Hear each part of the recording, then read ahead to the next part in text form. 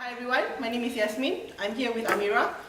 We are from TalentCorp. As Amira mentioned earlier when she asked you guys what TalentCorp does, it's a very important question that we always ask at the beginning of every session. Even before we start, today's session is going to be about the industry landscape and career workshop. But because we want to make sure that you understand why we are here and therefore why you are here. Okay? So some of you said that TalentCorp's role is to drag Malaysians home. No, definitely not. No dragging involved. There's some people who say that TalentCorp is a job agency. We are not. We are government and we don't play that micro role. Our actual role is we play a bridging role, essentially. We try and intervene wherever the market is not clearing or there are issues with the market. Okay? As Amira mentioned earlier, the main purpose of TalentCorp is to support the talent requirements of the country as we try and become a high-income nation by 2020. So everything that we do is based on that track. Shuza, if someone asks us, oh, Miss Yasmin, ada yang tanya, can you help us get job overseas? That doesn't play into my role, so no. Okay, it's very simple. Everything we do is about making sure that the country can become a high-income nation by 2020. So how do we do this? So obviously this Venn diagram, my boss likes Venn diagrams. He's a geek who loves Venn diagrams. He actually carries this Venn diagram around with him wherever he goes. It's quite sad. But yeah, so you see TalentCorp in the middle, we play a pivotal role between talent, industry and government. Okay? So for example, in the space of talent industry, one of the examples I always use is this upskilling program. Anyone here studying engineering? Can you raise your hands? Yeah. I have some half engineers. Half engineers kat sini, engineer dekat sini. Half engineers dekat sini. Okay, thank you. So in Malaysia, I don't know if you know this, but a lot of the E&E companies have set up base in Penang. Penang, Kedah is essentially now an E&E hub. And a lot of R&D work is now starting to get done in Malaysia. For example, I don't know if you know this, but the first ever DNA replication machine was designed in Malaysia by Agilent. But the reality is this, wherever you have, I don't know if you guys know this, but wherever international companies have R&D centers, there's usually not just one R&D center. Each company will probably have 3 or 4 R&D centers in the world. And whenever an interesting project comes up for R&D, these centers usually compete between themselves, even internally. So Motorola in the UK will compete against Motorola in the US, will compete against Motorola in China, and will compete against Motorola in Malaysia, for example. And the requirements usually comes down to talent. So if an R&D center doesn't have enough R&D engineers, they are then not able to secure that project from the central company. Okay? So in Malaysia, a lot of our R&D work is actually literally limited by the number of R&D engineers that we have. So a lot of the work that we do with E&E companies in Penang looks at trying to ensure that they get enough R&D engineers. So we meet with them, they kata, oh I need 200 R&D engineers, I need 300 R&D engineers. I kata, you ingat apa, R&D engineer ni boleh tangkap dalam lombong. So they tell us they need it, we understand why they need it. So one of the projects that TalentCorp does is we collaborate with the E&E companies to develop a program called Fast Track. Fast Track takes an average fresh graduate engineer, puts them through 1 year sort of hands-on learning as well as classroom learning. And at the end of that 1 year, they then emerge as full-fledged R&D engineers who then join these companies' research centers. Okay, it's one of our biggest projects. Okay, so this is an example of where we play a pivotal role between talent, where talent is not yet able to fulfill the roles that the industry wants, and where industry needs the kind of certain type of talent. Okay, so in the space of industry and government, policy advocacy, this is something that is very close to home for me. Just a slight, I suppose, detour. My personal background, so I've not always worked for government. My first job, I graduated with a degree in economics. I studied at the London School of Economics. And after that, I went on to do audit. Audit, 2.5 years. Okay, and then I went on, and I loved it. I still recommend it as a career. I went on to do corporate finance. I specialized in mergers and acquisitions for the oil and gas sector. I went on to do investment banking. And then after that, I decided that money was evil. And so I quit. My parents almost disowned me, but I joined TalentCorp. Okay, my parents still haven't forgiven me. My mother has, my father hasn't. So essentially, when I was in the Big Four, this was something that we noticed even as an industry, when you are in the industry. So anyone here studying commerce? Accounting ada satu setengah. Okay. So essentially, the problem with the accounting sector is this. So when I say audit, everyone goes, oh, okay. And the problem is that there is a very strong perception that audit is actually very hard work. It is very hard work. Okay. So most people who join the Big Four as auditors will only stay on for 3 years, because at the end of the 3 years they qualify, they leave. They can double their pay elsewhere. Okay. And those who are sucker enough to stay on beyond that will tend to stay on to try and get into partner role lah, where the $1 million payoff is. Okay, so the problem in that sector is that they don't have enough people in the 3 to 5 years work experience. They have above 5 years because those people are going to stay on and become fixed assets, so they are there. You have the less than 3 years because they want to earn their professional qualification. So there is a market, essentially a market constriction in that space. Okay, so they spoke to us, so the Big Four particularly came to me and TalentCorp, and they said we cannot continue to bid for projects, especially cross-border projects, because we don't have enough people to run the jobs. Especially in the 3 to 5 years, these people they tend to be team leaders, they tend to be low-level managers. So we said, okay, why don't you consider bringing in talent from overseas, just to stopgap that while we find a different way to train them and get them to stay on. They said, we want to, but immigration policy doesn't allow it in Malaysia. I don't know if you know this, but in Malaysia, our immigration policy about bringing in foreigners is actually quite tight, especially professionals.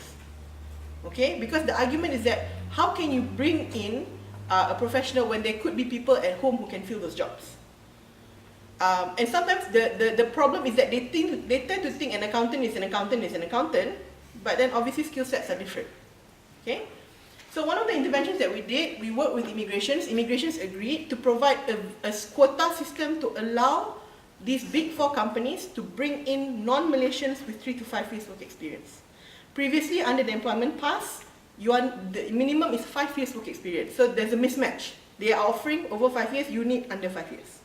So now with TalentCorp's intervention, we now have an employment pass category 2, which allows non-Malaysians with 3 to 5 years work experience to come in and work in Malaysia as long as their pay is above the local pay, so that they don't then compete with local talent. From a company's perspective, if they can hire someone who can do the job cheaper, they're obviously going to hire the job cheaper. So if they are willing to pay above market rate, that means they really cannot find people. Okay? So that is the space that we play in here.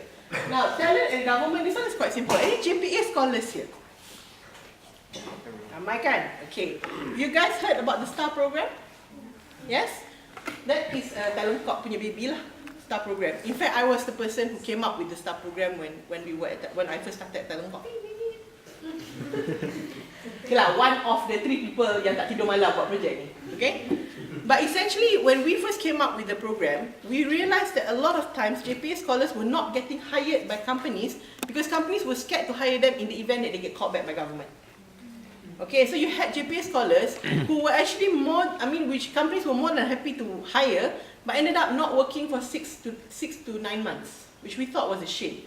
I mean, my parents gave me 2 months to get a job. After that, they told me to get out. So for me, someone who's not working for 6 to 9 months is a tragedy. You don't have income. It's wasted potential, essentially.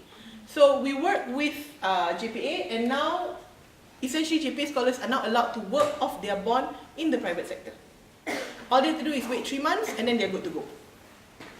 Okay? And this also allows JPA scholars to optimize their own talent, because we actually found some engineers, mechanical engineers, having to serve their bond to service hospital equipment. So the whole purpose of STAR, when we intervene in this space, is to ensure that students are optimized in whatever role they want. If you choose to work for government, which I think is fantastic, someone who has done that, you can do so. But if you feel that you are best positioned in the private sector, you can also do so. Gives you the element of choice. Okay? So if you look at that, then you can see very clearly that TalentCorp intervenes wherever there is a market problem, shortage, or wherever we feel that there is improvement to be made, like the STAR program. Okay? Okay. So for the ones who said TalentCorp was set up to drag Malaysians home, okay? Let me tell you that the only circle in this tree that refers to that is that one at the top there, the orange one, satu. So that ignores whatever you said, has ignored the rest of this tree. You see the problem? Okay? So, although I belong to the orange team here, I ask for your indulgence to let me explain to you what the rest of my team does. Okay? It's like me going to wedding. So my father does not acknowledge that I work for government. He ignores that. But my mother will go around and say, anak I yang kerja dengan TalentCorp tu, yang selalu travel tu. My mother is the typical Mak Datin type, you know. So, anyway, what will happen is I will usually get confronted by an angry Malaysian who will say, why are you bringing home these traitors? And I'm like, I'm sorry, I don't think they're traitors. And they're like, yes, we are being loyal in Malaysia. Why are you trying to bring home the ones overseas? So then I have to explain to them, that's what TalentCorp does. And say, no, that's not what TalentCorp does. Then what do? You know? Unfortunately, I sit in that tree. But I don't have to explain that actually, if you look at the green and the purple branches, which constitutes half of the tree, this looks at Malaysian talent inside Malaysia. Which everyone ignores because tak seksi kan, nak gaduh-gaduh pasal nak tolong orang kat Malaysia, oh tak boleh gaduh, okay lah kita tinggal. Kita gaduh pasal nak bawa balik pada overseas. Okay? But a lot of this work is important because whether you like it or not, the country is hoping to secure up to 3.3 million new talent by 2020. If you look at the number of Malaysians overseas, yang high skill, it's only 300,000. So even if you can, for whatever reason, magically wave a wand and bring back every one of the Malaysians living overseas, it is still not enough. We are still about 90% short of where we need to be. So obviously, a lot of our work is very much focused in this space. But obviously, if you're trying to intervene in a market of 8 million, you can't do a measure that every one of the 8 million is going to benefit from. So you have to find the tangential points, the pivotal points to make that difference. So for example, my colleagues up there working in graduate employment management scheme, this looks at fresh graduates coming out of the universities. Okay, they make sure that students who are coming out are well equipped to get jobs. Okay, you know that I'm sure you've got friends who tell you, alah kat Malaysia sekarang tak ada kerja, banyak orang unemployed. Okay, now I will show you later data that proves that actually there's a lot of employment in Malaysia. Unfortunately, the graduates that are coming out of universities are not equipped to take those jobs. And this is not a Malaysian problem. This is a common problem for any country whose economy is currently in transition. Okay, essentially it's very simple. If you look at it, it's like the equivalent of computer technology. Okay, so you have essentially products, talent coming out of the factory, universities, equipped for the old system. Okay, the old economy where it was mostly manufacturing, not much high value work. But the economy itself has moved. Dah keluar PS4. Okay, you keluar game PS2, tapi you punya sistem PS4, mana nak main? You see the problem? Okay, so our job is to make sure that the graduates that are coming out for PS2s are then converted to suit PS4. That's our job. To make sure that when they do come out, they come out prepared for the new economy and what the new economy will require from them. Okay? So obviously the end goal for that particular team is what we call syllabus intervention, to go back into the universities and change it at the root. But that will take time, and even if we change it tomorrow, you've got students who have already gone through the system, so 3 years worth of bridging that needs to happen. So that's what they do. They look at reskilling and retraining fresh graduates. Okay? And then the other one, structured internship programs. Now, a lot of universities in Malaysia require that students do internships as part of the process of getting a degree. So at TalentCorp, we pledged 10,000 internship spots for local students. Okay, so I had one student who came up to me that day, Miss Yasmin, how can I get onto the internship program? You have to change to a local university. Macam? Okay? And also, essentially, after doing all those things, they then also look at building awareness, because most students, dia nampak doctor, lawyer, engineer, accountant. They don't see that now social media experts, big killing in terms of living. Okay? They don't understand that actually underwater welders get paid more than oil and gas engineers. So it's this building this awareness of what's happening in the sector. Okay? Now this area here in the purple here, this is actually one of my favorite projects at TalentCorp, even though I don't work on this project. Okay? This looks at women in the workforce. Okay? Now, I don't know if you know this, but women have outnumbered men in higher education for a long time. In Malaysia, female undergrads outnumber male undergrads 2 to 1. Sorry, not undergrads, graduates outnumber men 2 to 1. Because women are clever, just suck it, guys. Okay? But the problem is this, okay? It's true, okay? But the problem is this. Although women make up the bigger number in graduating classes, a lot of women don't make up half of the workforce. We don't. Now, in a lot of countries, including Malaysia, it's a very common phenomenon that the employment, women participation rate actually peaks at 28-30, which means that after 28-30, they start leaving the workforce. This is usually to have children, because men still cannot produce babies yet, you know, and so this is common. It's not just in Malaysia. You find this in Europe. You find this in all around the world.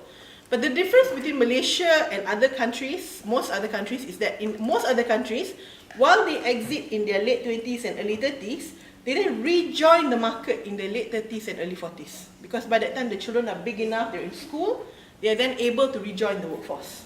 Okay? In Malaysia, tak. In Malaysia, dia keluar, dia tak masuk dah. One way. Okay?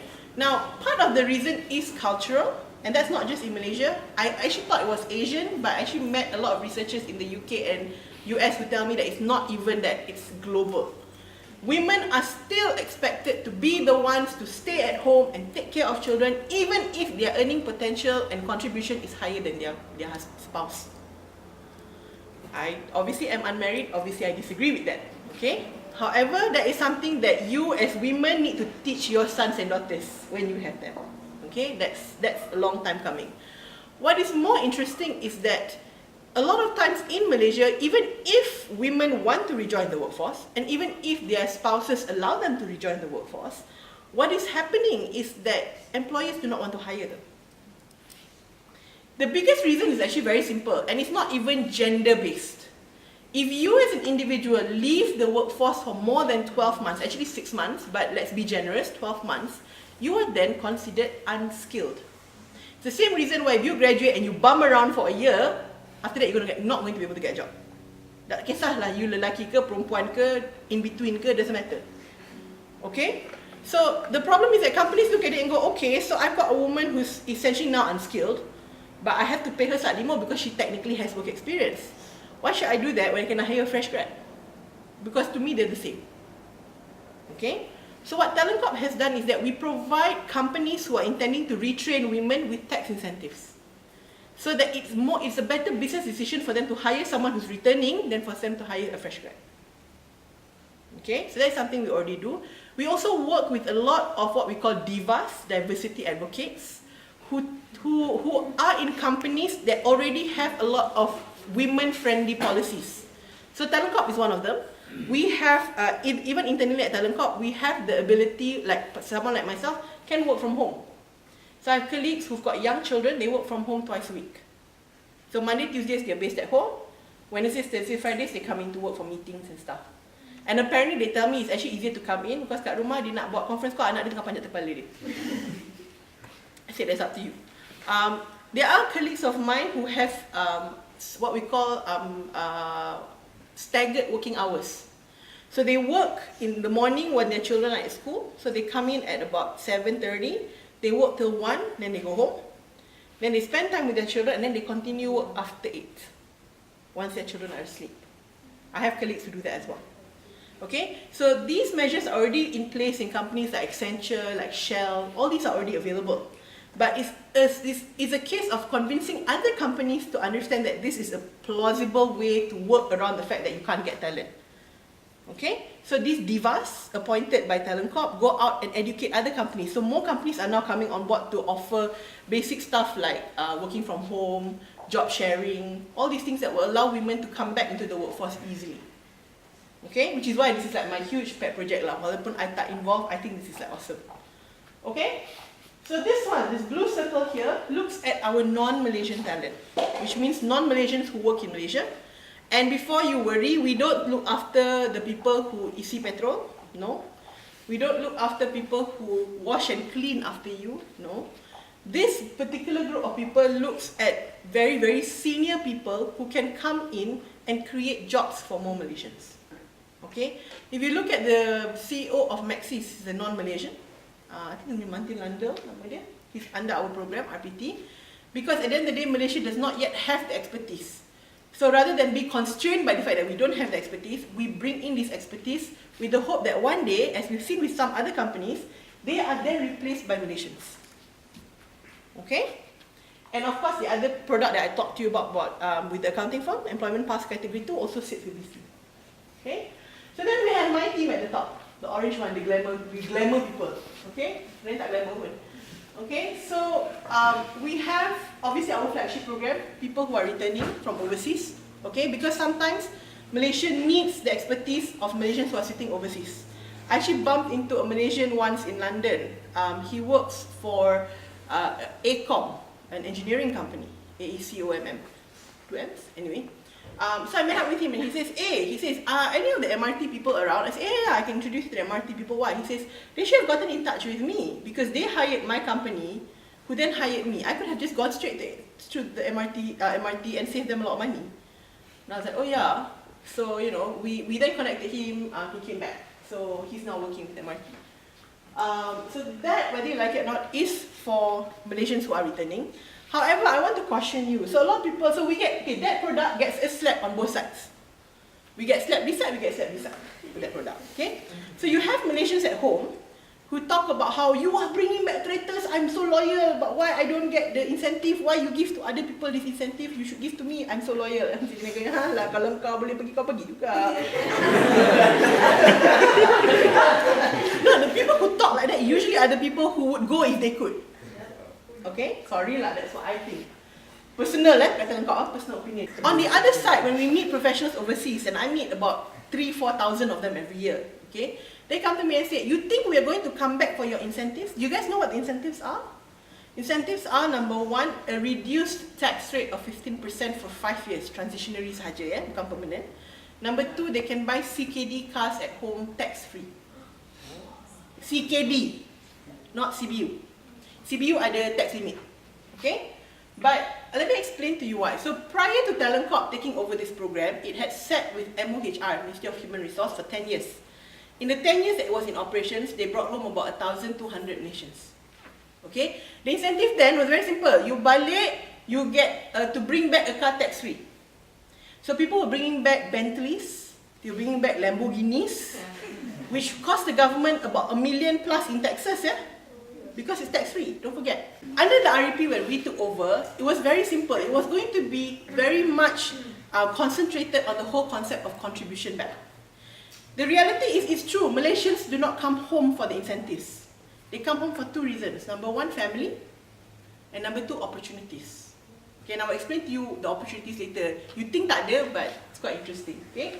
So a lot of people are actually coming back to better pay in Malaysia, okay? But anyway, so if these two are the reasons why they're coming back, do you think that the incentives play a big deal? Not really. Incentive really is our way of two things. Number one, if you are on the fence, then maybe the incentive will tip it over. Pivotal change. Okay?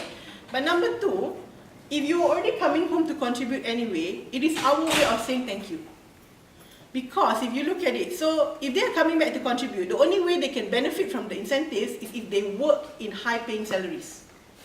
50% flat tax rate means that you have to at least be earning, I think, 12,000 ringgit and above. And a company will only pay you 12,000 ringgit and above if you are talent. Logic, right? Unless, of course, bapak you datang bayar 12,000 then left pocket lah. That can help lah, okay?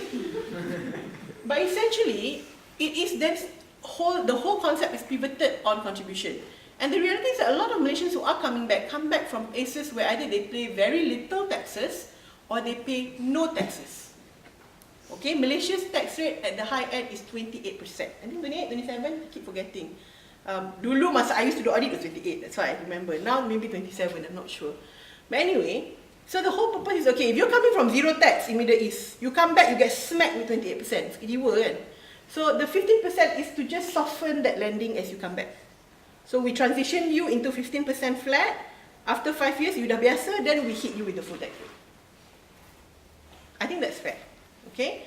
The other thing about cars is simple. Now we don't allow them to bring back the cars, but they come back, they want to work, they need car.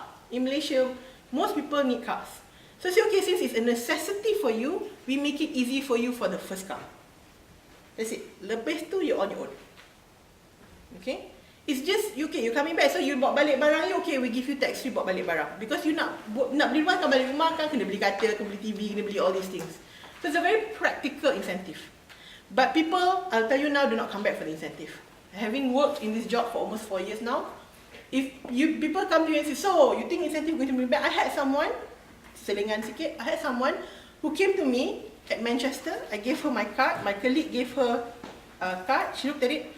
Oh, you're only from TalentCorp. This is in 2012. TalentCorp. You know, if you want people like us to come back, you have to give us more, you know.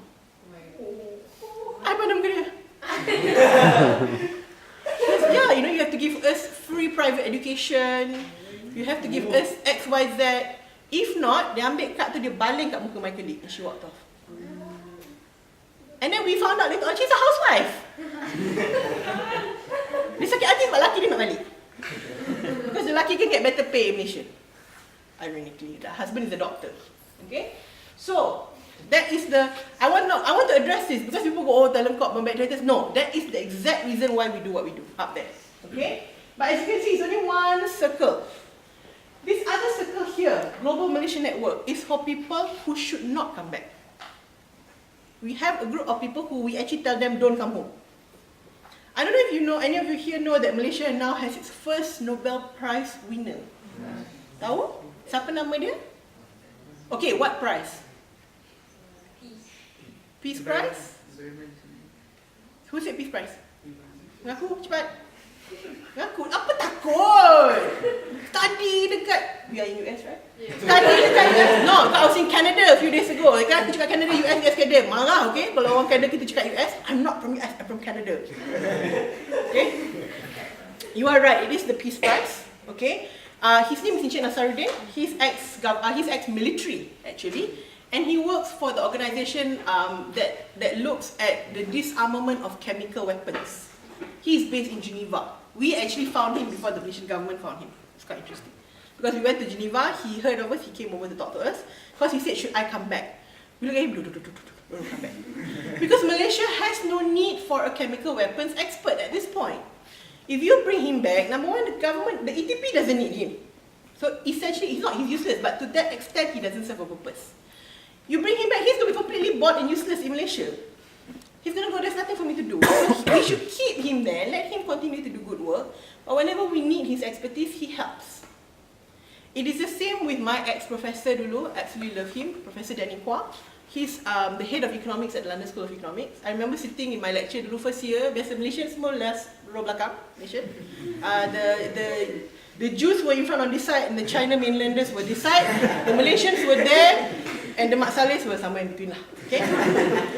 So we're sitting there, suddenly he starts talking about how he said, you know, I can't remember what the concept was, but he mentioned the Intel built factories in the rainforest of Penang. Then Malaysia go, Penang. And then someone goes, dia tahu Penang ah? Then someone goes, dia dah lama tak balik Penang kok, mana ada rainforest lah kat Penang. So he in fact has left the country for a long time. But because of his skill sets, him coming home doesn't make sense. So what he does, he actually consults for the Malaysian government. Whenever we need help, we need advice, he comes back to Malaysia to consult for them. So these are the kind of people for whom we feel they should continue to stay overseas, but help develop the country from where they are. We work with a lot of technopreneurs in San Francisco, San Jose, there's a Silicon Valley. We've got a couple of Googlers, Malaysian Googlers there. So what they do is they actually mentor technopreneurs in Malaysia to help them find funding, understand how to bring product to market, etc., etc. Okay, but they shouldn't come home. They are better off where they are. So which is why when someone tells you, TalentCorp nak bawa balik, cerita, ada yang tak nak bawa balik lah, duduk jauh-jauh. Ada, okay? So all these things that we do, you can see now why is it. It's because we need talent in Malaysia, but we need them in different forms. Okay?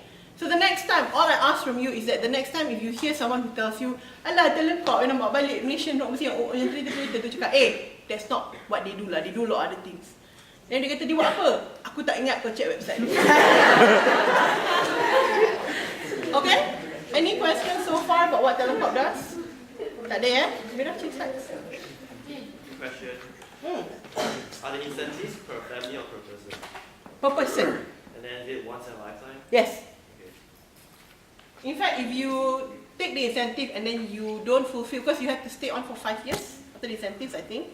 If you leave, they might claw back taxes from you. At the end of the day, my job is not to tell you to come home wholesale. That is not my job. At TalentCorp, we have an internal guideline or policy where we always remind ourselves that while we look at talent as a whole, which is a macro point of view, we always remember that every person is a person. Okay, we call them starfishes. In fact, we have a meeting room called Starfish. I don't know if you guys have heard the story of the starfish. The starfish that was getting thrown back into the ocean. No? So the story is actually very simple. 2 people were walking down the beach, and the tide was coming out, and there were a lot of starfishes that were stranded on the beach. Thousands and thousands of them. Okay?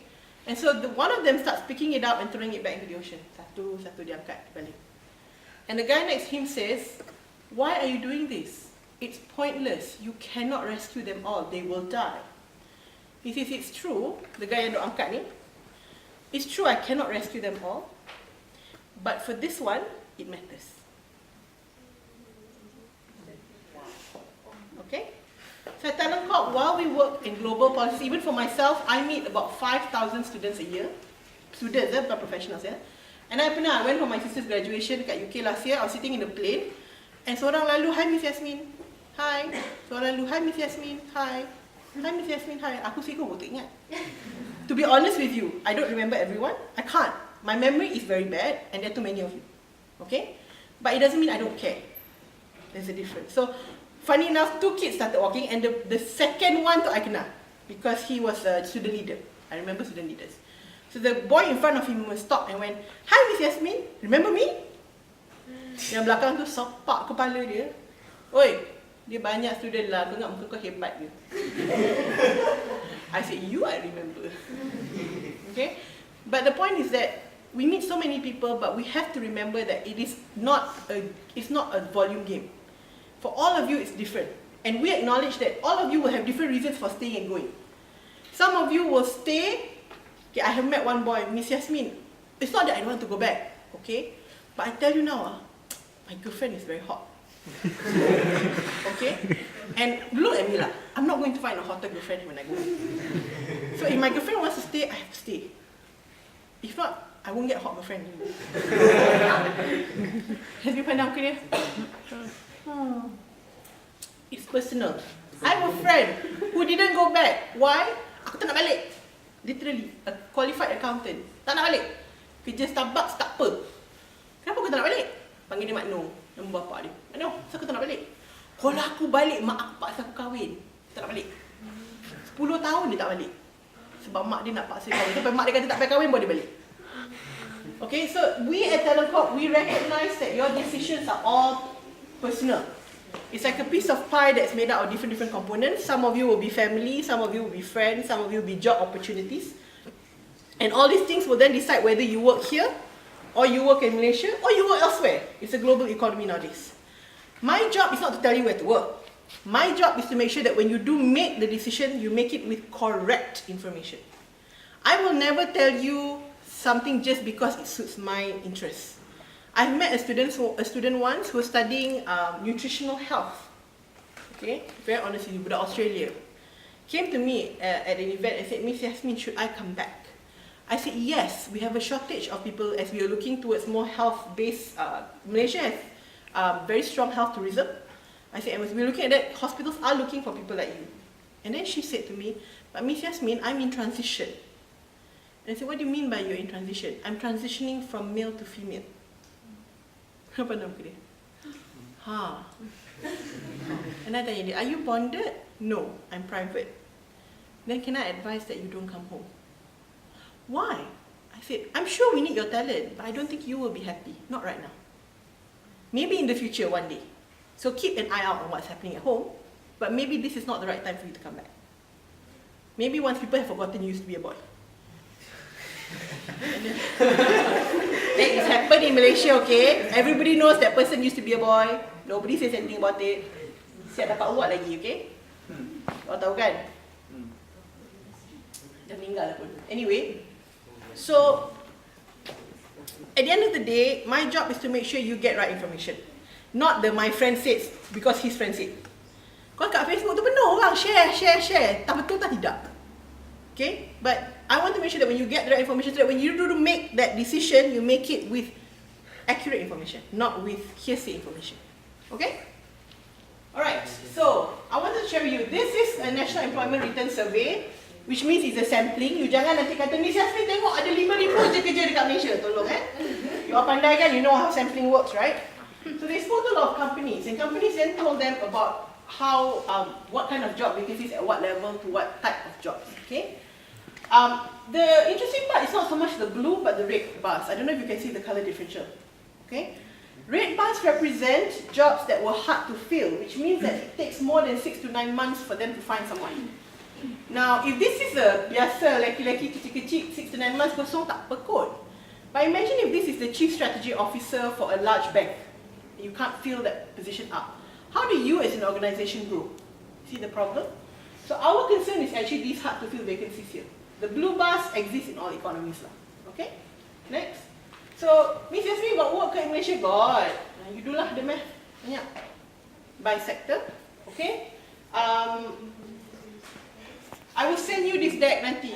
If you have belum sign up again. Later on if you sign up, we will put you on our list and we will send you a copy of this deck so you don't have to write it down. Okay?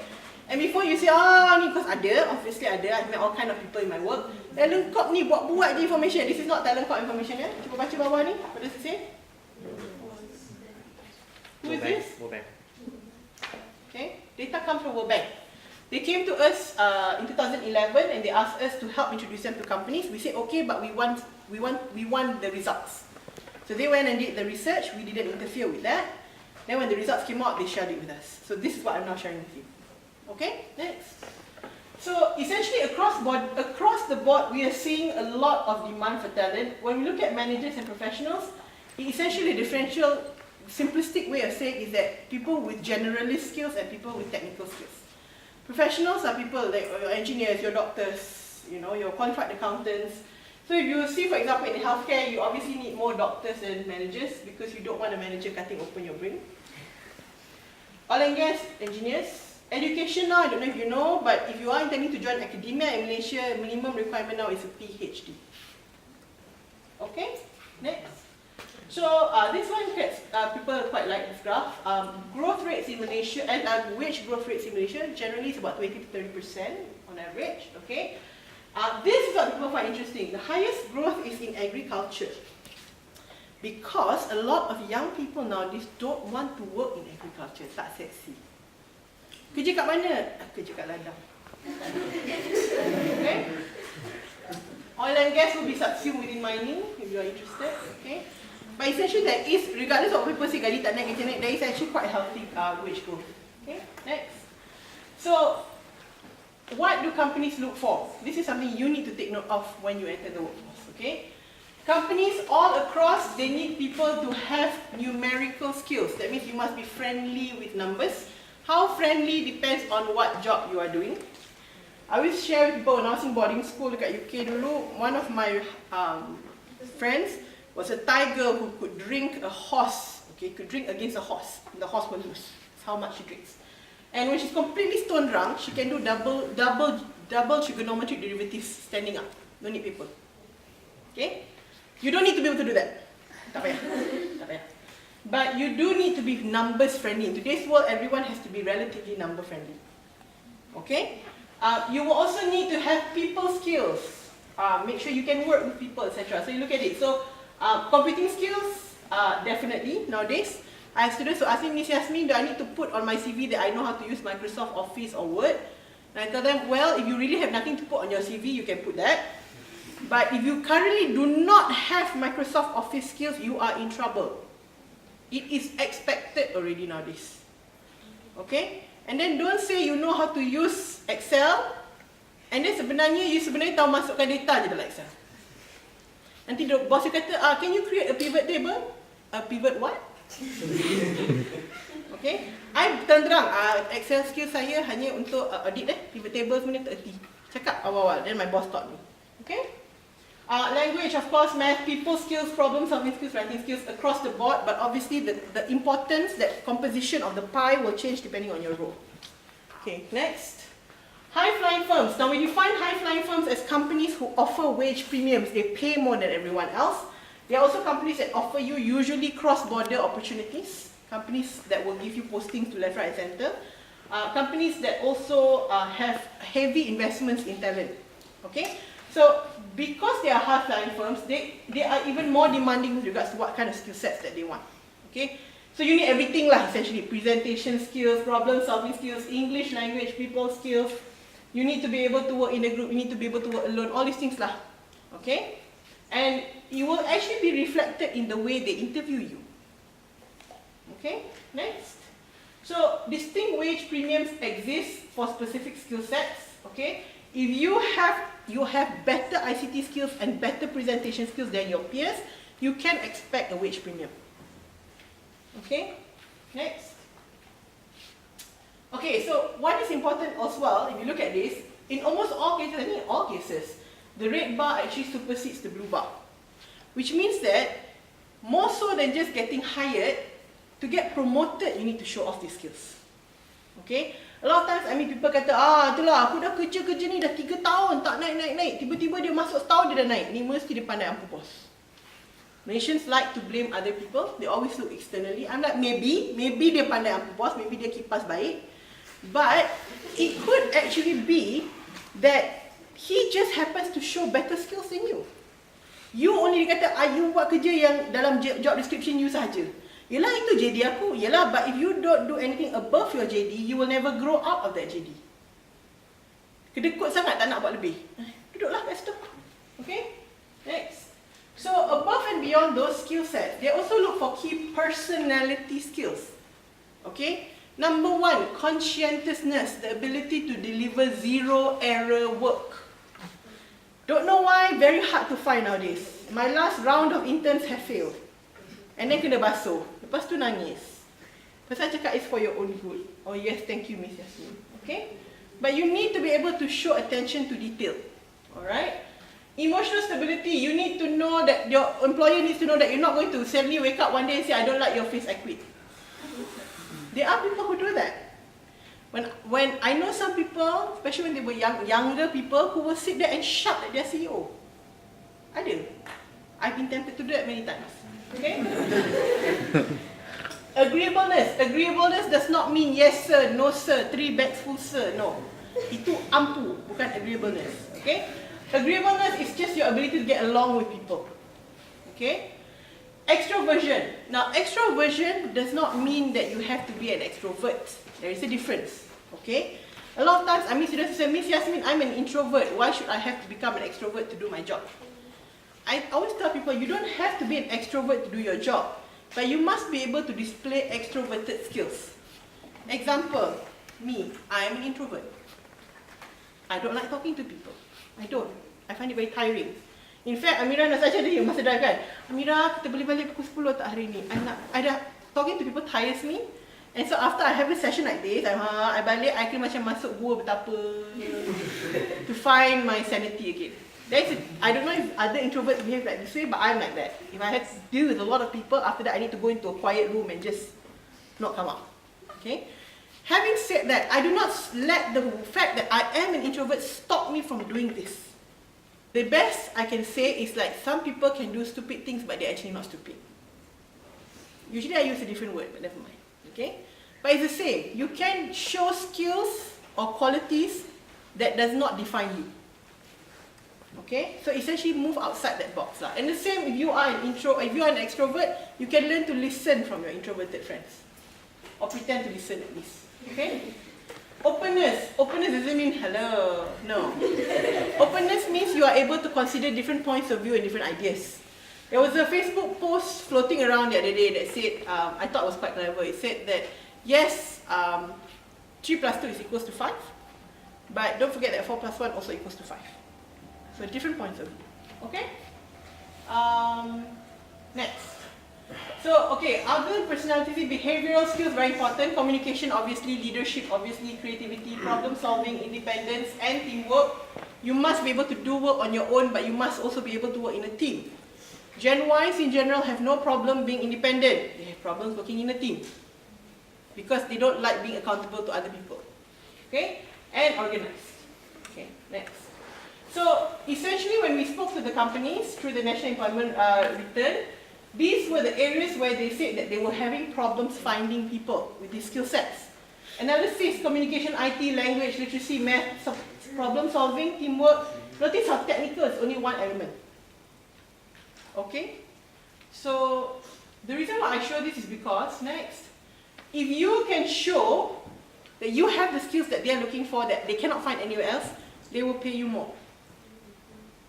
Okay? Next. Okay, so this is a graph that a lot of people like. I'm going to move aside so you can see it properly. In general, in Malaysia, this gives you an indication of the kind of salaries that are paid. Okay? You guys are familiar with the normal curve? Normal curve. This represents the middle 50%. You will have people who are starting at a lot less, and you will have people starting at a lot more. Okay? I usually use this example of, unfortunately, my sister. Unfortunately, she's famous. The day I went back, I told her that I've been talking to people about her. She goes, now everybody knows how much I earn. I said, yes. Okay, so my sister graduated from what did she study? Mathematics. Yes, that's right. Okay. So obviously dulu masa dia study tu my mom macam habislah kau balik nanti kau kena jadi cikgu. My mother, bless her soul. So anyway, so kakak said no, she can find work, don't worry. So she came out of university. She's just under a year working. So she's 24. My sister's 24, 25. Just under a year working. With her first job offer, she matched my current salary after working for 10 years. Okay, so I remember coming home from work one day. Dekat belakang dapur rumah I, my father was there. He was washing God knows what, I don't know. Okay, I was about 11 o'clock at night. My father, before he retired, he was actually the regional leader for consulting for one of the Big Four. Okay, so he sat there washing plates. He saw me, he went, huh. Saya tengah buka kasut. My family greets each other that way. Family of introverts, not much words, okay? My mother is the only extrovert. Okay? So when then he looked at me, he went, you heard You heard that one, the kecil. I said, yeah, I heard, because that day she had gotten the offer, so she WhatsApped the whole family lah. Okay. And he said, yeah, you heard I said, yeah, I heard. I said, it's ridiculous, right? How much she's getting paid? My father said, yeah, she's not worth that much, you know.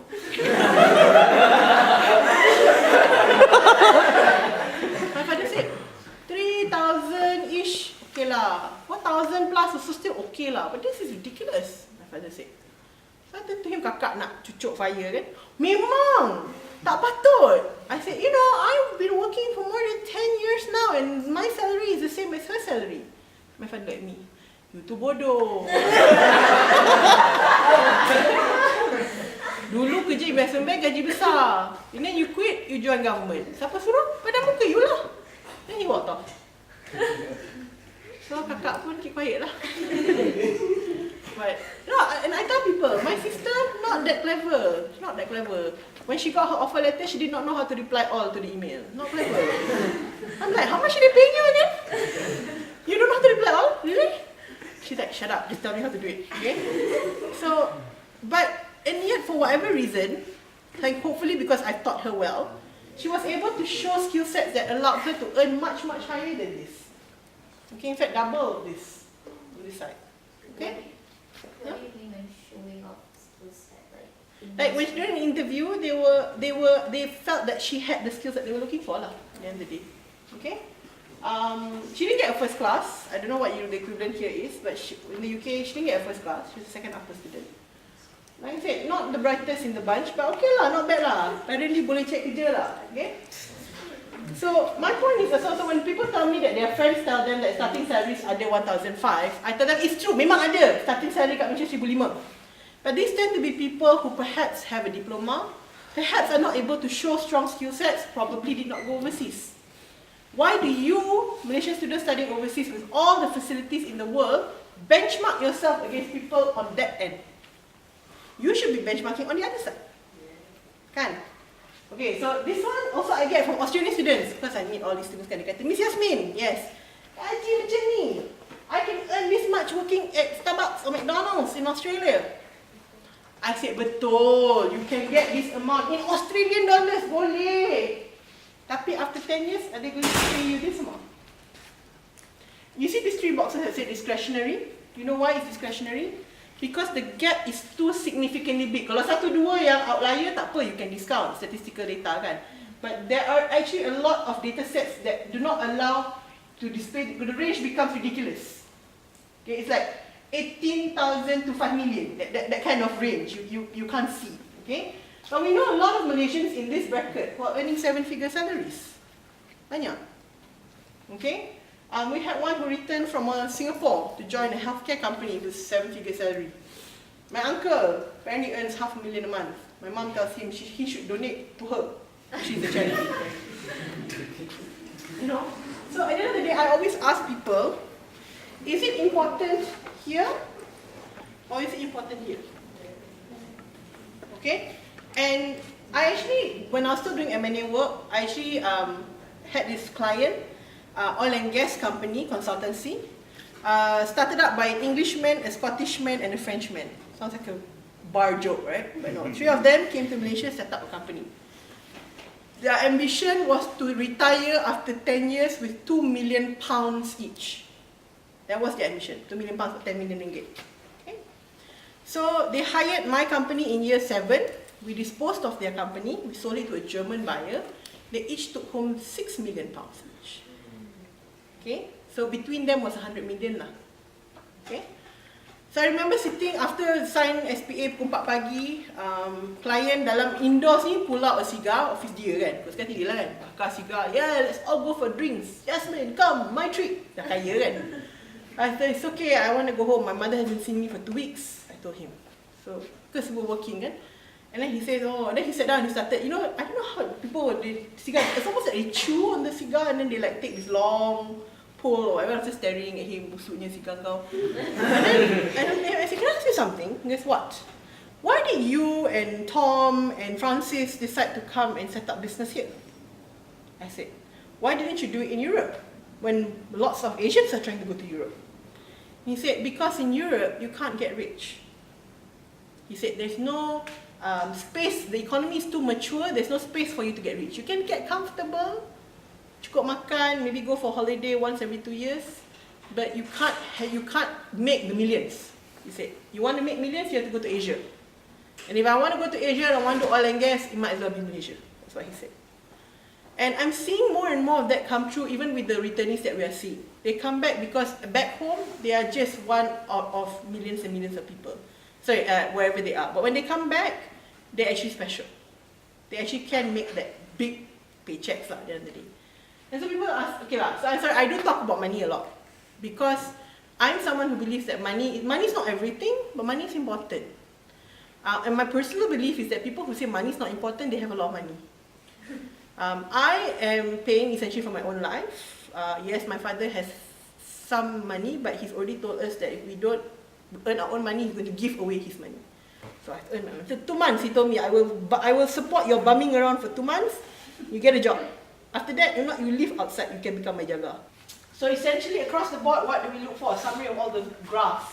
Obviously, communication skills, ICT skills, but if you're looking for a high-flying firm, you also need to get people skills, presentation skills, problem-solving skills, teamwork, like I said, some degree of numeracy. Obviously, if you're going to become an investment banker, quant, you need to be able to do financial models. If you are going to become a PR person, you just need to make sure you can meet your budget. Okay? Good attitude, and attitude for learning, both mental and emotional. I always highlight emotional attitude because a lot of young people nowadays, especially the ones who have studied overseas, they come back and suddenly they find that their boss above them, their supervisor, is someone who is not educated. Maybe it has a diploma, maybe they didn't study overseas, and they go, oh, this person's not as clever as I am, they've got nothing to teach me. The problem is when you make that decision in your mind, you then stop your ability to learn anything from that person. Okay? As long as you remain open to learning, you will always have something to learn. Okay, next. Okay, when I first set out to do this trip with Amira, I wrote an email to all the students that we had on our database at US, and I said to them, we are intending to come and talk to you about this career workshop thing. So I actually got one response from someone who's studying in the Midwest, a girl. Dear Miss Yasmin, I got your email. Okay, I'm so and so, and I just graduated from XYZ University. I received your email, and I think it's a good thing that you are doing because a lot of your students don't have this exposure. However, I would like to say that you are coming at the wrong time. I wrote this email, this was bulan 7, I think. And then she said, because I'm assuming you want to meet with seniors who are about to graduate, and therefore all these seniors would have already graduated and gone home. You will only be meeting seniors in their first year, so I suggest next time you do better research.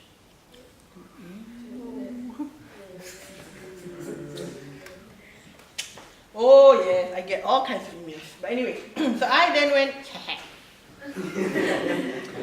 Dear Mr. So, thank you for your email. You are right, I am looking to meet with seniors in their final year. However, if I had come in April as you suggested, I would be meeting seniors who are 2 months away from graduation, who are probably very busy with their finals and their projects, and whom, if they are not ready and do not have the skill sets, then it's too late for them to get these skill sets. People like you, who if you are not good enough, you will just continue to be not good enough. Okay? But thank you for your input. But I'm good. I know what I'm doing. Yes?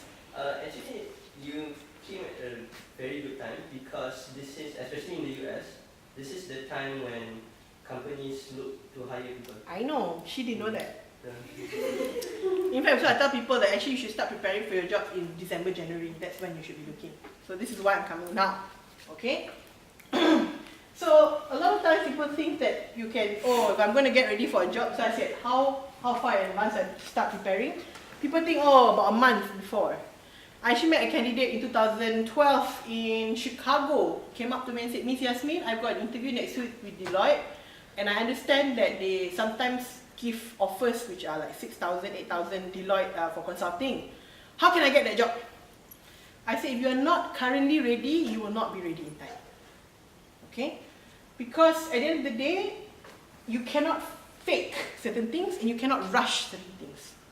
So one of the 3 elements of you securing a good job, securing, not keeping, you might not pass, but never mind, that's a different story. Number 1, resume and CV. Okay, I want to make a point here. I've actually asked a lot of recruiters in Malaysia, we do not differentiate resume and CV. No differentiation. Okay, you can submit whatever you want. Okay. Number 2, research and preparation. I will share with people that I personally, when I graduated, I had gone for 7 interviews. Okay, I only got 6 offers. The one that I didn't get was because I didn't prepare. It was arrogance on my side. Arrogance, stupidity, whatever lah. Okay. So I actually had applied to 2 of the big 4s. I went for 1. I researched 1. I went for 1. I got an offer. So when the other one called, I thought, well, they're both big 4s. They do the same thing. I should be alright. Went for the interview. Sat down. Recruiter sat down, chatted with me, was going well, telling jokes, gelak-gelak. Suddenly she asked me, so what department are you interested in? And I realized I had no idea what it was called in that company. Because each company, although they do the same things, they call it different things. So this side will call it advisory. This side will call it audit. So you think advisory is consulting? It's not. It's advisory, is audit. Okay? So after that point, the interview just went downhill. And as I left the interview room, she said, can I give you a piece of advice? You cannot even be bothered to research the company that you're coming for an interview for. I can only assume you are not interested or not serious. Then she walked out. Okay, so sampai hari ni, I macam, sikit, tak dapat yang tu. Never mind. Last one is luck. And I'm sorry to say this, because I know my mother was one of those kind of parents who said, it's okay, Kak Nik. If you work hard, you study hard, you will get whatever you're trying to get to. And I just say that sometimes you don't. That's life. There are times when you have prepared all that you can prepare for a job, and yet you still don't get it. That is luck. Okay? So if you believe in a particular lucky charm, or you are religious, pray, buy rabbit's food, whatever it is. Okay? But I can tell you this, even with all the luck in the world, you don't have those first two things, you will still not get the job. So it's essentially you have 1 and 2, you don't have 3, you might not get the job. But if you have 3, you don't have 2 and 1, you will not get the job. Okay? Next. So, Dati Nancy from Great Eastern, okay? She essentially said that your CV writing tips from her, not from me, said that your CV must tell a good story. And this is very, very important. Because someone like me, I go through literally thousands of CVs. I will remember the interesting ones. Sometimes not for the right reasons, but yes. Okay? So you must, it has to be well written, grammatically correct, must be interesting to read. Okay? Obviously must be concise and straight to the point. Some of you punya CVs, title, 1 paragraph, chunk there. It's like a freaking meatloaf. You don't have to cut. Okay? Concise and straight to the point, no long-windedness. Okay, obviously if you have academic achievements, awards, you must mention them. Next, creative and attention grabbing. Okay, so as much as I encourage you to be interesting, there are limitations to this. Okay, the best piece of advice I can give you is look at who you are applying to. If the company or industry that you're applying to encourages you to be awesome, then by all means, go and do whatever you want to do with your CV. If you're applying to a bank or an engineering firm, it might not pay for you to print it on like neon green paper. It might not work. Okay? The reason why I say this is because usually I encourage people to just keep it simple. Make sure your font is readable. I encourage people to use Calibri because it's quite smooth on the eye. I actually discourage people from using Times New Roman sebab it's actually quite sharp on the eye. No Lucida handwriting, no. No. Some people think it's cute, no. No Lucida handwriting, no wingdings. I've actually seen someone who signed off on a cover letter with the Korean smiley. You know the bigger than, smaller than, with the underline in the middle. I once had a staff who wrote an email to all the regional partners in Asia and signed off with that. And then from the other cubicle, I was screaming, recall email! She was like, why? Very cute girl. Pandai dah sekarang dah pandai. Dulu tak pandai. Okay? So, it's okay to be interesting. Font size, not too small, not too big. Anything less than 10.5 and it's going to be hard to read. Anything bigger than 11 and it looks like you don't have enough stuff on your CV. Okay? Make sure you mind your margins. Make sure that you don't leave too much space at the side. Okay? I had one person who had a format of a newspaper on his CV. That was so hard for me to read. I actually took the CV and smacked him with it. Literally. I ambil CV tu, I gulung. Kenapa Cik Yasmin? CV macam ni kau jangan kasih kat aku. Sepak kau gerak. Okay? Next. Umar from Intel. So obviously he says keep it short and simple. He encourages you to keep your CV to 1 page if you have less than 10 years work experience, 2 pages if you have more. My work experience is about 11 years. I only have a 2-page CV. The exception to this is if you are in research or in engineering where you want to showcase your projects, then you can have a slightly longer CV. Not too long, okay? Not 11 pages, no. I recently received a CV because one kid went to a career fair, showed his CV to a recruiter. Recruiter said he will never get hired based on that 11-page CV. He then met my boss, my GM, and said to her, what do you call that? I don't know how to do this. So she looked at it and said, okay, you need to cut down your CV, it's too long. Then he sent her an email and said, Puan Chirin, I don't know what to cut. So she sent it to me. Tolong budak ni. Yasmin pun, okay boss, buka. First page ada poem about him, which rhymed, and had photos of him with like green fuse yang macam 4 kan, yang empat kepala. And then I went on to the CV, ada dia hari sukan darjah 1 sampai darjah 6, persatuan melukis, pertandingan melukis, mewarna. And I said, he doesn't know what to cut. Are you serious? My boss said, jadi baik sikit. koma bendul lah kan. Baik sikit, budak ni, tolonglah dia. Dia kata, at least give him one tip. I can give him one tip, throw away the CV. I met another kid in 2011, I think 2012, 14-page CV, fresh grad. 2 muka surat gambar dia gambar dia buat silat. You all gelap, but these are your peers. And you know, in one university, despite me saying this, one kid turned up the next day, showed me his CV, had a collage of him flying airplanes. I macam, you tak ada ke session I semalam? Ada? You tak dengar ke I cakap pasal budak yang silat tu? Dengar. Tapi dia bukan silat. He said, I want to show you that I love airplanes. Oh my God, you're studying aeronautical engineering and you have a pilot license. I can infer that you like planes. Okay? Summary of your professional journey, of course. Focus on accomplishments. This is where a lot of you fail. How many of you think back to your own CVs? Will say under extracurricular activities or leadership, president of, I don't know, Batu Seremban Society. Okay? Organize Batu Seremban competitions. Okay. Vice President of, Malaysia Club. Not president. Secretary of Malaysia Club. Takes meeting minutes. Okay. If a company is looking at your accomplishments, they don't care if you were president or vice president or secretary. That is just obligatory title. For all we know, it was you and your best friend in a room making up societies. Okay? What they want to know is what you have learned doing those things. That is why people like people who have done extracurricular activities, because they usually have done a lot of things.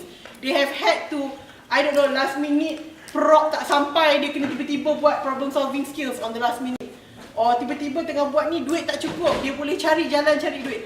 That is what they want to know. They want to see your resourcefulness, they want to see your experience, they want to see how well you handle stress. So when you are writing your accomplishments, don't just stick to the title. Title is meaningless. Explain what you have learned doing this. How you have become a better person doing this. And of course, please tell the truth. You make up stuff, within 5 minutes a recruiter can tell. Okay? Obviously do your homework, as I said, don't get caught out not knowing what the company is about.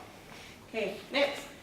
Okay, interview tips from Suguda, from GE. GE is a very good company if you're interested in cross-border opportunities. Even their management training program changes postings through countries.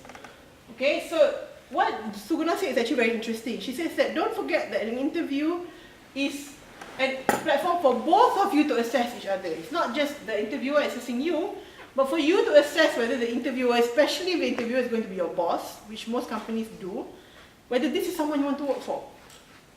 Okay? I've had a colleague who actually was working for an oil and gas company. She then went for an interview with a bank, and the person who was interviewing her, who was going to be her boss, she didn't have a good feeling about him.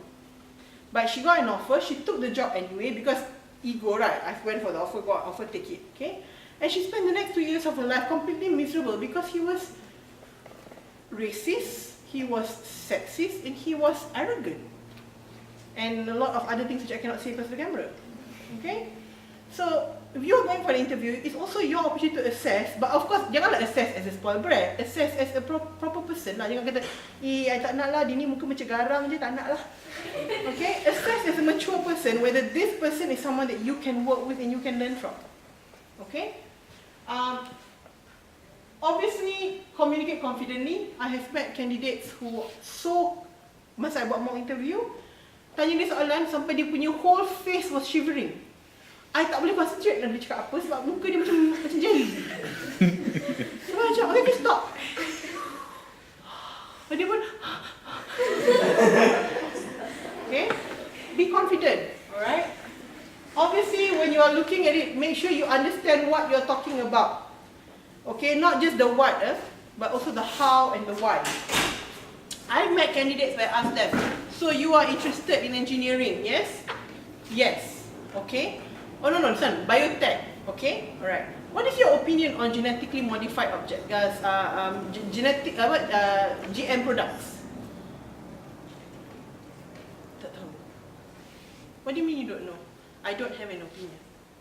And how can you say you like biotechnology? Okay, let's try something else. I met another candidate, said that very passionate about renewable energy. That one was fun. Talking to him, this is in Korea, talking to him, very passionate about renewable energy, wants to bring back renewable energy to Malaysia. Sebab Malaysia tak ada solar technology. Excuse me, pandang. Okay. Angkat tangan. Excuse me, I need to stop you right there. So I go, while talking. I need to stop right there. You mentioned that Malaysia has no solar technology? Yes, Malaysia doesn't. We rely too much on carbon-based. Okay, yes, we do rely on carbon-based. But you are aware that Malaysia is one of the top producers of solar panels in the world. Are you sure? Yeah, I'm quite sure because I visited the factory. It's up north. Oh, I didn't know that.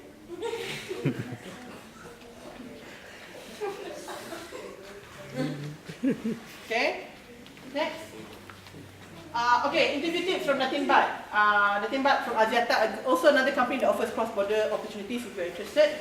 So Natin Bat says there are 3 things that she assesses when she interviews. Number 1, functional technical competencies. Essentially, as much as I like your face, if you cannot do the work, I'm not going to hire you. Okay? Secondly, leadership competencies obviously appropriate to the level. If you are a fresh graduate, I'm not expecting you to be able to lead a team. I'm expecting you to be able to lead yourself. If I'm hiring you as someone with 5 to 10 years work experience, if you cannot lead a team, we have a problem. Okay? Cultural fit, very important, because sometimes, even if you have the first 2, if you don't fit into culturally into the team, they will not hire you. I will not hire someone who doesn't fit into my team. Because as awesome as you are as one person, the sum of a team, you are never more important than the sum of a team. Okay? We used to have one person at TalentCorp. Unfortunately now everybody also knows about her because I talk about her at every stop. She joined TalentCorp. Now she's very technically competent, I'm assuming. I didn't like her, so that got written off. I'm assuming she has some leadership competencies. I don't know, I never saw it. But anyway, so she joined my team. So my team, the orange colored team we saw just now, we're a very fun-loving bunch. We're all under 35, all young. Okay, even my GM is only 39. Okay, and because of the kind of high-stress work that we do, we like to mouth off or we do random things in the office. Okay, so after hours, we own a air swimmer shop.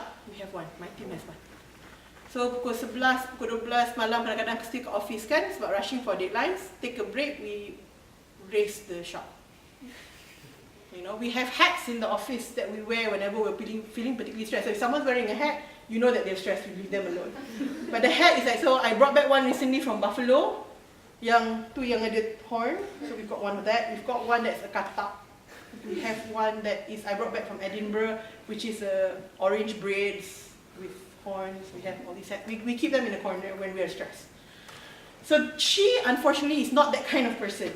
She's someone who's very, very serious. So, you know, like 8 o'clock, 9 o'clock, we're all like starting to wind down for the day. So we'll be doing stupid things like throwing stress balls across the office. And you can see her sitting at her desk going, oh.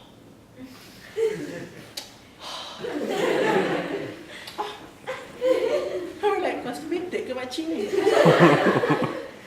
And so she made us completely miserable, so we couldn't perform. She couldn't perform because we refused to work with her. So at the end of the day, it didn't work. Okay? It's not that she was wrong, it wasn't that we were wrong, it was just not a good fit. So sometimes, even if you have very good skills, if the company doesn't hire you, it could be cultural. Okay? And obviously, if the person is looking at you long term, they're going to see whether not only can you do the work today, but whether you can then continue to grow into a bigger role as you move forward. Alright? Next. 10 tips about interviews. 10 things you should never do. Number 1, never ever be late. In the world of Waze and Google Maps, you should not be late. However, sometimes things happen. Katalah you punya kereta kena langgar lembu. I don't know, can happen. No, it can happen. Recently one of my friends said, the girl couldn't come because someone punya car blocked in front of her gate, so she couldn't get out of her house. It's possible. But if you are going to be late, you need to inform your interviewer before you are late, not 20 minutes after you were supposed to arrive. Because if you are going to be late, you already know. At least 15 minutes before, you already know you're going to be late. Okay, so tell them. Number 2, like me, don't be unprepared. Okay, don't need to talk about that more. Number 3, Mr. Monosyllable. This one. Okay, I always tell people that hunting for a job is like looking for a wife or looking for a husband. Okay, imagine pergi interview. So, you are studying engineering? Yes. Do you enjoy engineering? Yes. Do you like studying in the US? Yes. And then you pun pandang dia, and dia pun, can you say anything else other than yes? Yes. Okay? Now, so if you go for a date lah, okay, tak kisahlah hot mana lah the guy or hot mana lah the girl. Dah lama sampai? Tak. You selalu ke duduk dekat area ni? Tak. So actually, you sebenarnya kalau boring-boring, you selalu buat apa? You pergi shopping ke? Tak. I tell you, tak ada second date dah lepas tu. Tak nak cakap dengan orang macam tu. Okay? Number 4, this one very popular in Malaysia, I don't know why. So when I ask them, so why you studying engineering? No, why did you decide to come to US? Actually, I tak nak datang US. Tapi JPA bagi scholarship, so I pergilah. Kenapa jadi engineering? Actually, I tak suka engineering ni. Tapi dah dapat scholarship tu, saya ambil je lah. Selalu I dapat soalan macam tu, jawapan macam tu. Or the simple thing like, why did you decide to study this? My parents made me. Why did you apply for this job? My parents asked me to. I don't care if that is the reason, find another reason. The reason why people ask you why is because they want to understand how your mind works, how you decide, how you evaluate different potential and then make a decision. Okay, so come up with a better answer. Number 5, Mr. Passion is everything. I'm passionate about engineering, I'm passionate about banking, I'm passionate about entrepreneurship, I'm passionate about volunteerism. Apa pening? Sebenarnya kau nak apa ni? Okay, now, I don't know, I think maybe someone told him that in an interview you must show passion. So the word passion comes out 5 times. Okay, if you are going to talk about a passion, make sure you explain why you're passionate about that. Okay, I'm passionate about plantations. Why? Because I grew up in an estate. It was something I've always grown up with, and I've always associated that with life and family. Oh, very good answer. Okay, next. Miss Broken Record, it's not very similar. I asked A jawab B, ask X jawab B, ask 25 jawab B. Sebab before masuk interview dalam kepala dia nak jawab B. That comes from a combination of 2 things, not enough knowledge, not enough confidence. To fix that, you must have better knowledge and more confidence. Okay? Number 7, bookworm. Ask, kenapa CV kosong sangat ni? Oh, sebab saya selalu study, saya tak ada masa nak buat benda lain. In today's world, studies is very important. It's hygiene, you must have good grades. But the grade is not going to get you a job. I always tell people, your GPA will help you open the door to the interview. When you cross that door, your GPA sits outside waiting for you with your mother and father. That doesn't get you the job. What will get you the job is your skill sets, which you usually get from doing other activities. Go back to your CV, look at it. Kalau kosong sangat, decide what you're going to put on it. Because as an interviewer, I selalu dapat CV, I tak ada benda nak tanya. Kalau tak ada benda, dia tak buat apa. Tanya ni, so you did volunteerism? Yes, I went feed homeless people for 1 day. What, do you play sports? No. Don't like sports. Don't like to sweat. Do you join any student societies? Only normal member. I got no time. I study. GPA 3.7475. Then you know, between that person and someone who's a GPA of 3.55 but with strong curricular activities, I would take the 3.55. The head of R&D for Intel told me that he doesn't like hiring first-class honor students. But you're doing R&D, yeah, but first-class honor students, usually they only know how to study. I like second upper students because they can study but they also can do other things. So what about second lower students? Oh, cannot. There's technical gaps in their knowledge. So grades are important, but you need more. Okay? Miss Spellcheck let me down. My favorite one. So all of you write CVs, write cover letters. Then you send Spellcheck. Keluar green tick, you're good, right? You realize that sometimes words that are spelled wrongly are still words. Had one girl, this one I always remember, she's famous now as well, because I always use the example, because terlalu kuat sangat dia punya tu. I wanted to write in her CV that she participated in a public policy competition. But the word public was missing the L.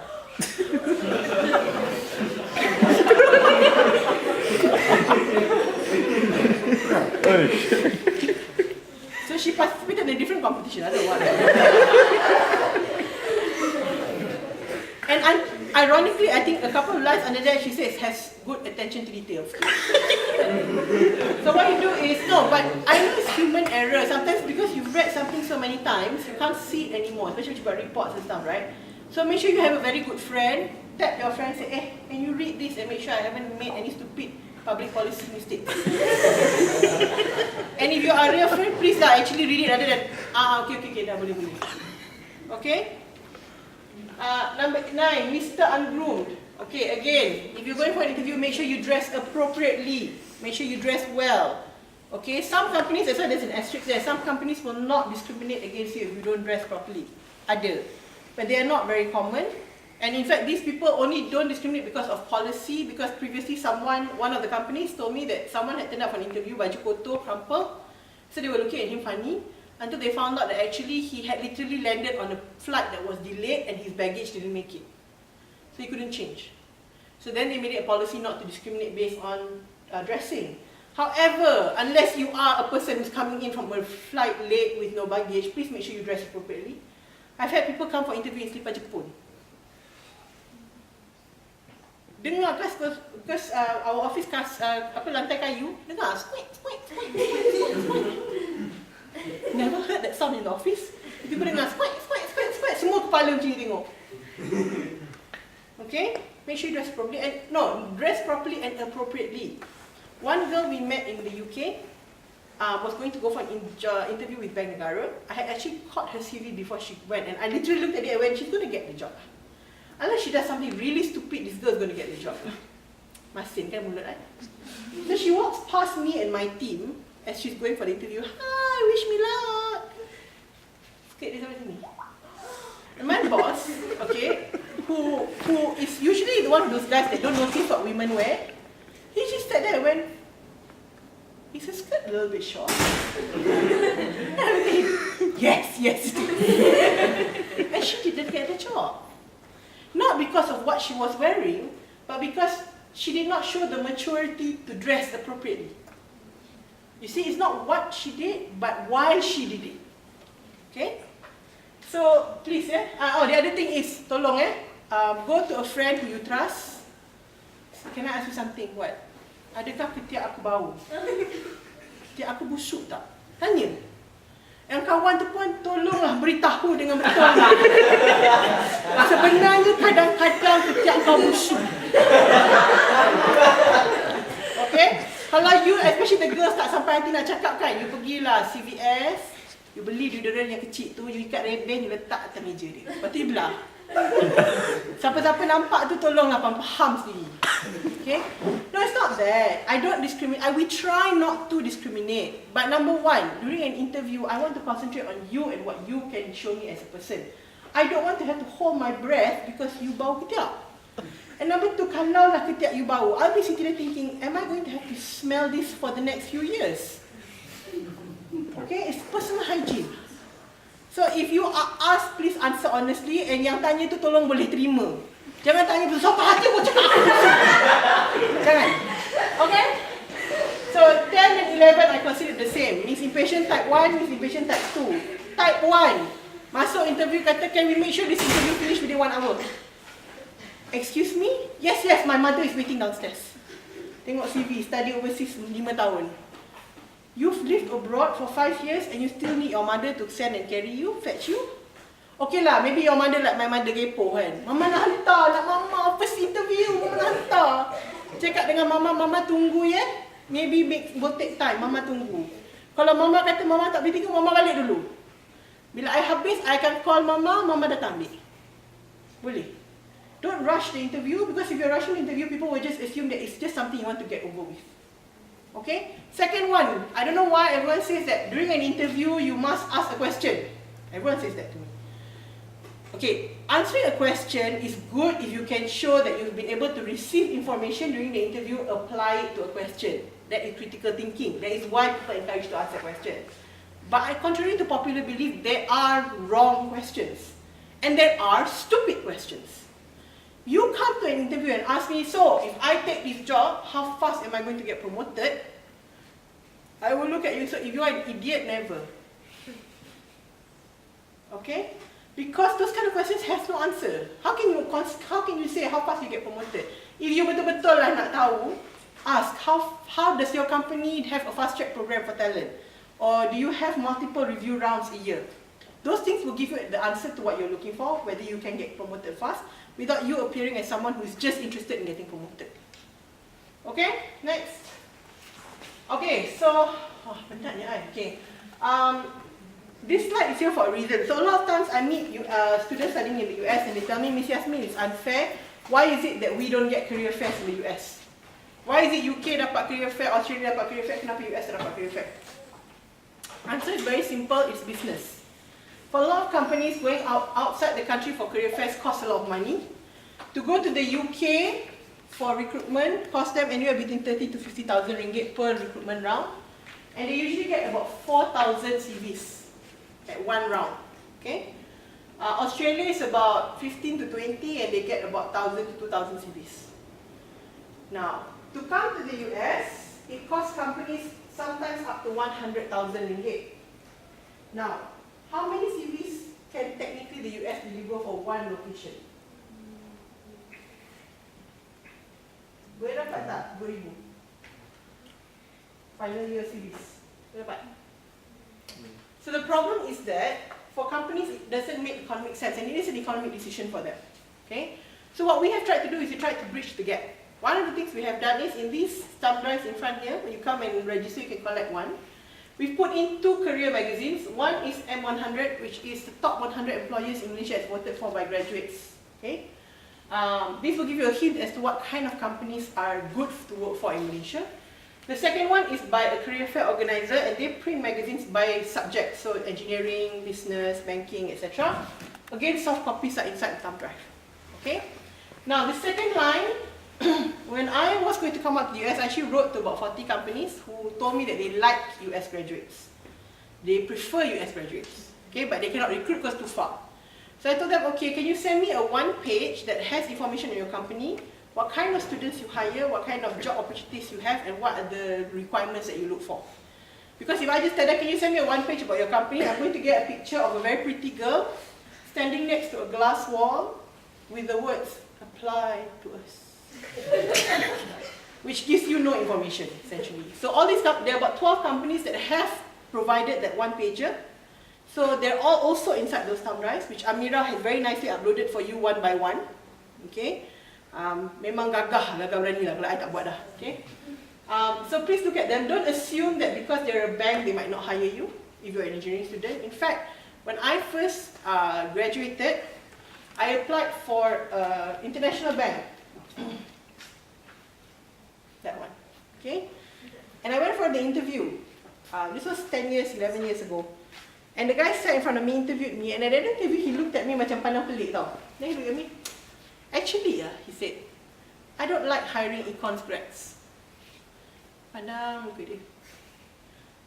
But respectfully, sir, this is a bank. Econs grad. Bank.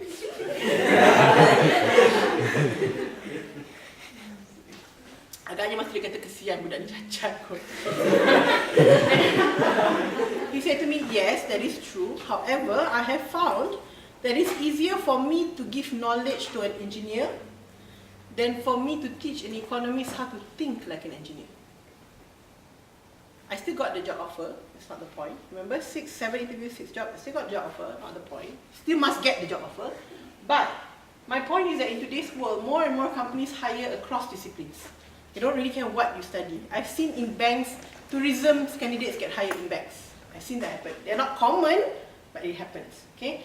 One girl studied biotech, one of my bright shining stars. She was a GPA scholar studying in the UK, biotech, graduated in 2011. She came to our office to explain to us the perspective of a GPA student when we were creating the STAR program, before the STAR program came. So after I met her, I was like, oh my god, this girl is awesome, awesome sangat. I want to hire her for my team. So I interviewed her, made her an offer. It turns out that she was already holding offers from 2 other companies. An FMCG company and a telecommunications company. So then they all started bidding for her lah. Ni naik gaji, ni naik gaji. TalentCorp dah terpelengkop, tak boleh ikut. Okay? So she finally accepted the highest bidder, which was a telco company, punya management training program. She's a biotech student. And interesting enough, in that same batch, we actually had 2 other JPA scholars who were also with that company, same batch, same program, semua sama lah. Tapi when we got their offer letters, her offer was double the other offers. She was getting paid double what the rest was getting paid. Okay? So it goes to show, and the other 2, seorang engineer, seorang economics student, commerce student. So it goes to show actually this is really not what you study, it's really what you make of yourself. Of course, there are some subjects which you actually have to study to do. You are an accountant, please don't take up engineering as a job. I don't want you to build any bridges. Accountants should not build bridges. Okay? It's the same that if you are an engineer, please don't operate on anyone's brain. You have to study medicine to operate on the brain. Okay? So that's that. The last one is a platform that we built for US students. It's called Virtual Career Fair. It's actually on this thing, which you can pick up. The link is on this card here. Okay, kat depan ni. Okay? All the companies that wants to recruit US students but cannot make it here have set up online booths. If you're lucky, some of them will be there that you can chat with them and ask them questions. Okay? Oh, by the way, some of the companies who have given the 1-pagers also said please email them. Jangan segan-segan. They're more than happy to talk to you guys. Okay? So this is there for you guys to interact with. Again, don't assume a certain company only hires certain type of people. Go through it thoroughly and see what they have to offer. Okay? Next. Okay, working for passion. So I would like to bring this slide up at the end for young people nowadays because everyone tells me they want to work for passion. Okay? So Steve Jobs says that you have to find what you love, and that is true for work as it is for lovers. Like I say, it's like finding your spouse. Your work is going to fill a large part of your life, and the only way to be truly satisfied is to do what you believe is great work. Only way to do great work is to love what you do. Like me, I'm horribly underpaid, but I love what I do. Okay? So if you haven't found it yet, keep looking and don't settle. As with all matters of the heart, you will know when you have found it. But the question is that how do you find it? Okay? So first of all, you must invest the time and energy. I always meet young people say, Miss Yasmin, I don't want to just do this. I want to work for passion. So what are you passionate about? I don't know.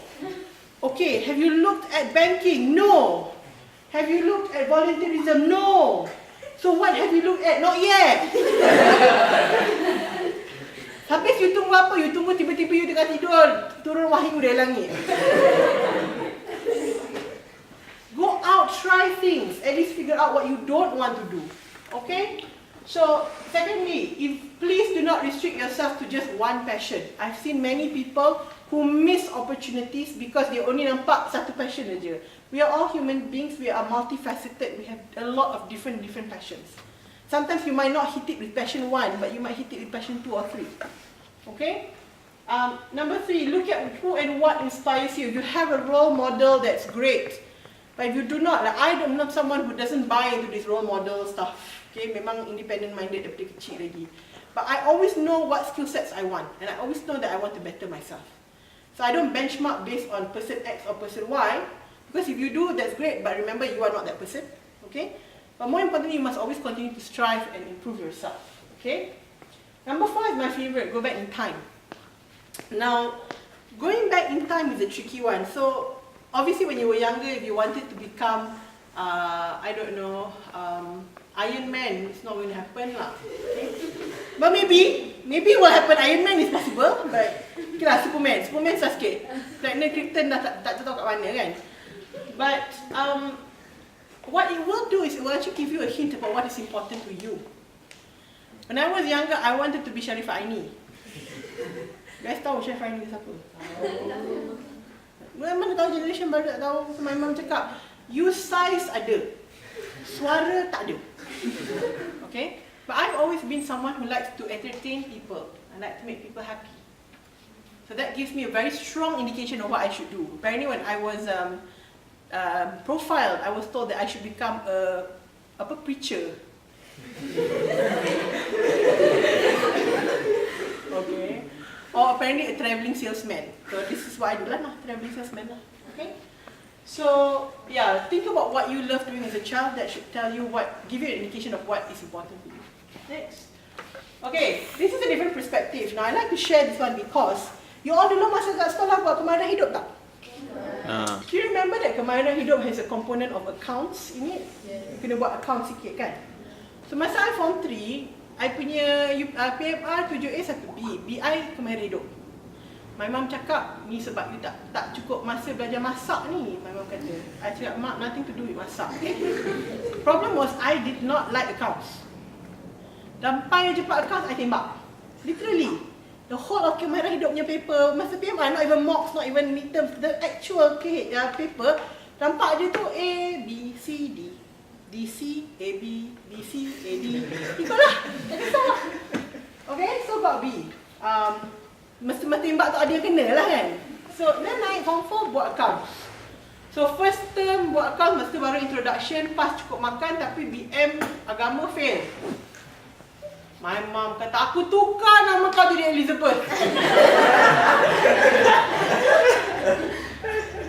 Okay, then she got me tuition teachers for that. And then second term BM dah pass, accounts pula fail. And bukan fail yang CP fail tau, ni fail yang dah tak ada harapan nak hidupnya fail tau. So my mother, in fact, because she went to get my report card from the teacher, then she got the teacher to call me down from lab. Turun bawah tu dia sepak I depan bilik guru. Sekolah nampak, dia sepak. My mom is, you know. So, and then she said, you can never fail this again. Then I said, I don't know, I don't understand the subject. So she went to find me cikgu tuition and stuff. And I was very lucky, I found a really good cikgu tuition. So much so that I learned to love the subject. Because I became damn good at it. In fact, one of my colleagues saw me handling a financial model recently. He looked at it and says, wow, you're good at this. I was like, dude, I did this for like so many years. Of course I'm good at this. He goes, no, but you're really good at this. I'm like, yes. And he said, then why did you stop doing it? I said, you think I stopped because I was crap at it? Tolonglah, okay? I was good at it. I just wanted to do something else with low pay, you know?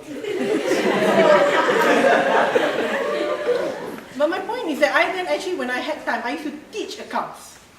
And the students that I have taught, 2 of them have gone on to become accountants. And I can tell you now, if I was not good at it, I would not have liked it.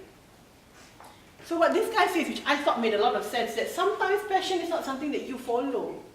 Sometimes passion is something that will follow you once you become good at something. A lot of young people nowadays, they find something hard, and they say, I don't like it because it's hard. Actually, that's not really true. Because if you are good at it, you don't like it, then you know you don't like it. Like me, I don't like investment banking. And do the work, don't like it. Like now, I still get my ex-bosses call me, hey, come back. I'm like, no, I can triple your salary. I said, I don't care. No, not coming back. Okay? So sometimes you cannot discount things because they're difficult. Okay? You might actually learn to like it if you were good at it. Next. Okay, I always put this slide last. You guys have heard of TFM? Yes. Anyone here does not know what TFM is? Oh, tak tahu pun tak nak mengaku. Okay. So, okay. I put this here because I think it's a good cause, obviously. But, okay, let's set aside the altruistic nature of this work. Yes, it's good to do because it's good. But even beyond that, look at the companies that partner with them and sponsor them. These are all big companies that are some of the top employees in the world. I actually asked some of them why they support this program, and it's very simple. They find that candidates that do teach for Malaysia tend to be very, very strong candidates. And they say that if these people can take control of a classroom full of rowdy children, they will not have problems controlling a boardroom. Okay? So look at it not just as something that is good to do, but also that's something that will invest in you and your skill sets. Okay, next. Ni nak buat ke? I buat ke? I buat ke? Habiskan lah. Okay. So, part of what we do is to try to create opportunities for you to meet the employers. The reality is that I cannot find jobs for all of you. There are too many of you. Okay? What I do, and I believe that you have been spoon-fed enough in Malaysia. Cukup. Okay? If you tell me, Miss Yasmin, I need help to understand the job market ni, Miss Yasmin datang macam unta ni bawa information. Okay? Miss Yasmin, I need to know what kind of CVs. I will give you the information. Miss Yasmin, I need a job. Go and find it yourself. I will give you the tools that you need, but I will never do it for you. Okay? So one of the things that we feel that you are disadvantaged because you live so far away from Malaysia is that you don't get enough time with companies. So what we do over your holidays is that we organize these programs so that you get to network with companies. A lot of times, students that come for these events, if they do well, companies actually give them jobs on the spot. Okay? So for example, our industry insight, we run it for FMCG, we run it for biotech, and we run it for oil and gas. So essentially it's a lawatan sambil belajar untuk orang-orang tua. My boss actually wanted to call it lawatan sambil belajar, my CEO, but then the students protested. Dia kata kita orang bukan budak sekolah, tolong jangan panggil lawatan sambil belajar. So the first batch was called lawatan sambil belajar. They have the t-shirts.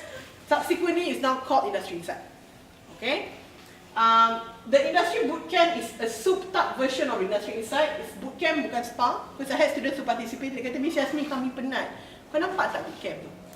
Tak spa kan? Bukan kan? Bukan penat kan? Penat bagus. Okay. So, the bootcamp is a challenge-based version of that. So you still get FaceTime with companies, but you are expected to perform challenges with them. Okay. For example, for accounting, finance, and banking bootcamp, BCG came in to teach students how to do case studies. How's it going? You all sedar tak untung you all? BCGs were the founders of case studies and they are coming in to teach you how to do it. EY came in to teach young people how to pitch to clients and how to pitch for projects, how to structure pitches. Engineering bootcamp we run with Motorola, Intel and the likes. They usually work in teams to perform Arduino-based projects, after which they pitch their projects to the companies. 4 students were hired out of the program, straight into Intel.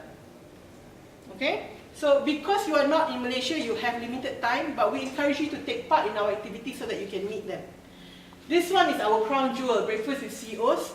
It's a very small program. Each program is only 10 to 20 people, sometimes 15 in between. You get to sit front and center with CEOs and industry captains.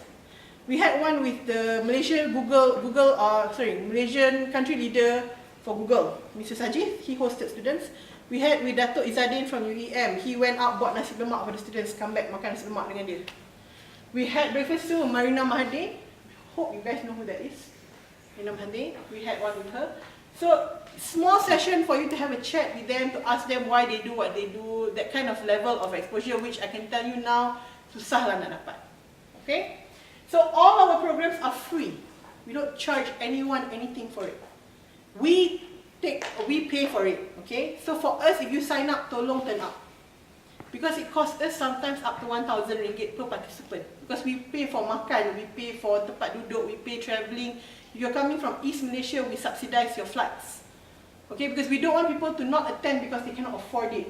To us, wealth should not be a differentiation tool, okay?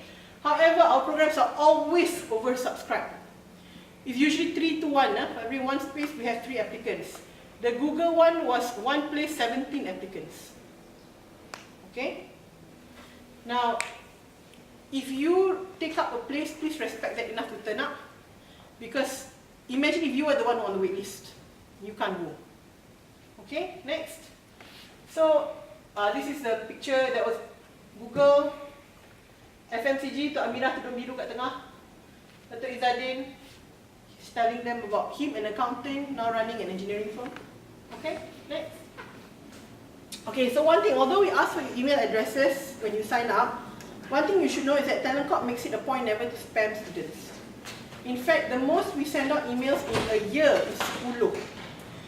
10 a year at the most. So there are things that we will not send you emails about. For example, there's a program happening, a Google Hangout with Shell. It will be on our Facebook, we promote it.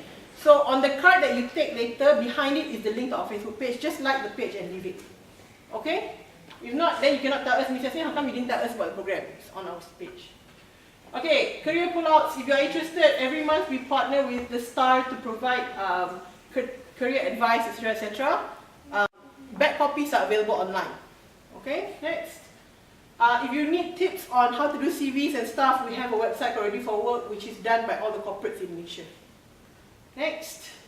STAR scholars, JPA scholars, please make sure you understand this program. If you're not sure, go to the website, there are linkages. FAQs kita are very comprehensive, built from 3 years worth of FAQs. Our team will answer questions via email or you can ask in Cik Nazrul. Okay? Done. Thank you very much.